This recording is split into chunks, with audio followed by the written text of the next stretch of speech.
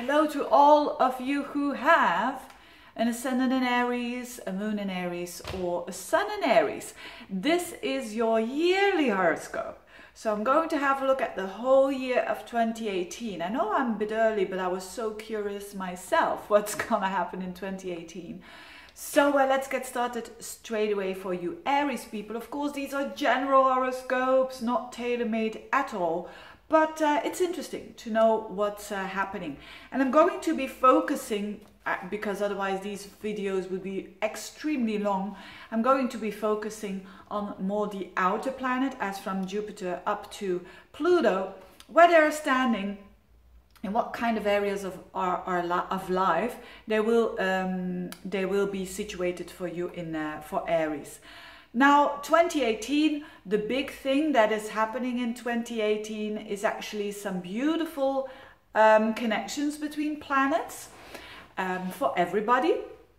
So we're going to have a look at that. And the other thing is that a big shift is happening with Uranus. Uranus is going to be out of Aries, so it's been like in Aries for ages. So you're going to feel, you Aries people, going to feel that, ooh, you get a little bit of a relief when it comes to changes in your life, especially when you recently had Aries on the very end, the degrees. You probably will have felt this Uranus on your sun sign or your moon sign or your ascendant, that you were pushed to change, and quite rapidly. So that's the first thing for Aries people. There's more like a stabilization year. And that's good. That's good. I mean, you can't always run very fast, although Aries does like that and does like to just sit still. But Saturn is going to do that, because Uranus is shifting into the next sign of Taurus, and Saturn is coming into Capricorn for the whole year. And Capricorn squares up to your sign, which means it's going to aspect your sign, which means it's going to have that stabilization factor, although it's a square, so you probably every now and then won't like it. All that stabilization and that you know, responsibility can every now and then become a bit difficult. Now, in what areas is this happening? Now, luckily, we've got Uranus trining with Saturn next year. And when will that be? That will be around August, September time. So what is Uranus, you could say, is the one that wants to change. It's the progressive planet. Saturn is the one that wants to stabilize. So when you've got these two in a very positive angle, it means that there is like a very good energy between changes and stabilization.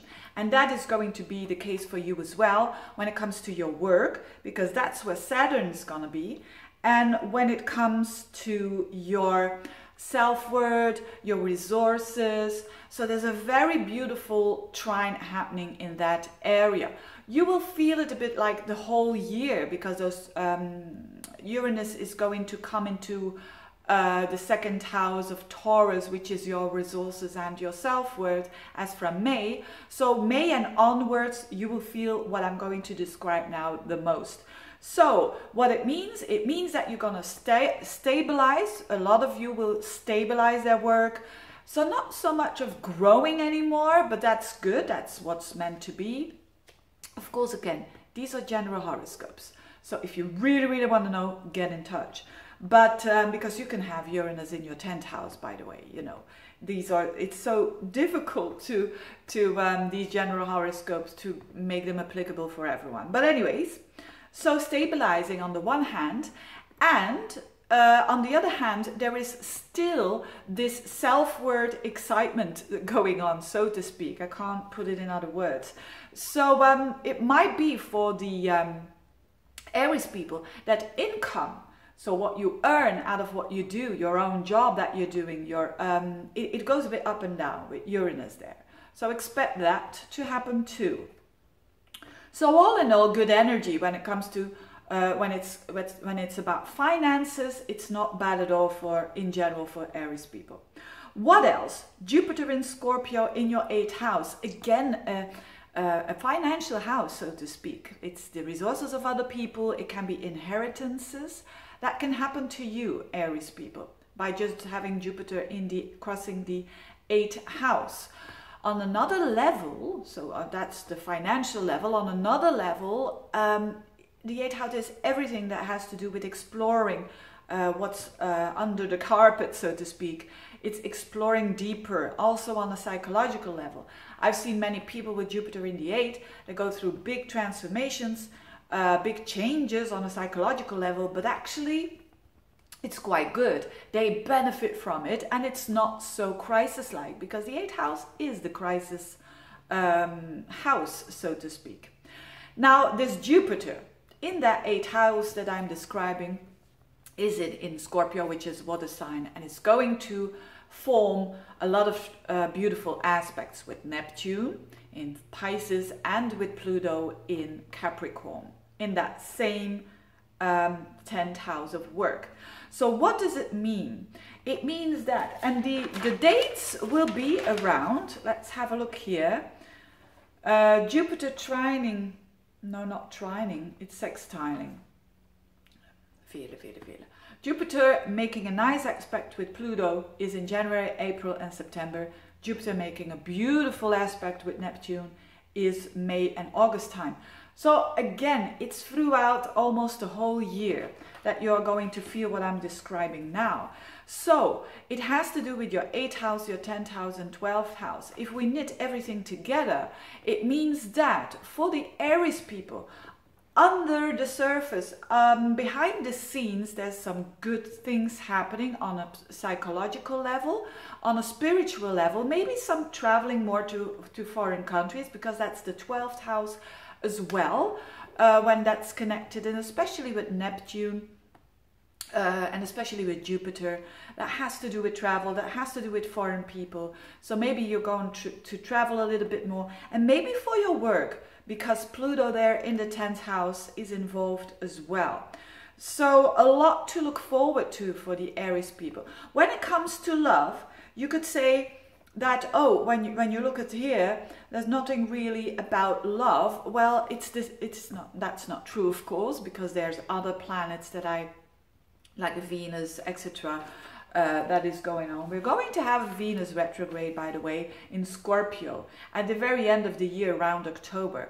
So Venus in the 8th house again in Scorpio in the 8th house could mean that Aries people are going to have more inheritances, more tax returns, more intimacy, more sexuality, intimacy, you know, the very deep connections. It's going to be quite a deep and intense year for the Aries people. Aries is fire, and what I'm talking about here is very much of water energy, but as it is so beautifully aspected, I don't expect it to be that difficult for you. So when it comes to love, yes, there's nothing really going against it, so to speak, or no really restrictions when it comes to love.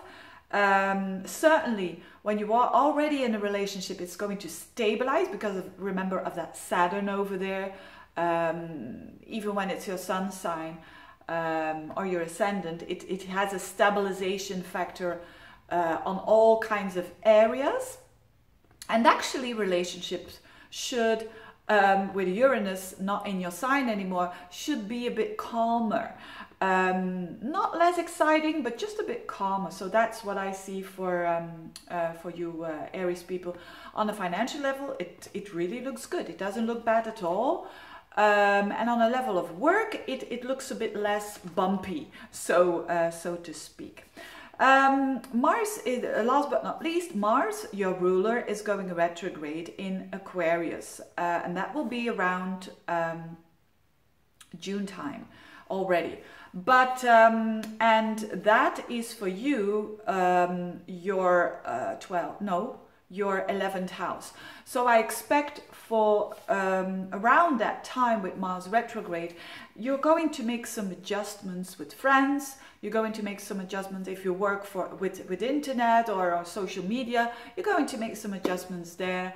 or with big groups of people. But again, not to say that it's going to make life-changing effects for you. So I look forward to read your comments. I wish you I know it's a bit early, but I wish you a very good 2018. Thank you for watching. See you next time. Bye-bye.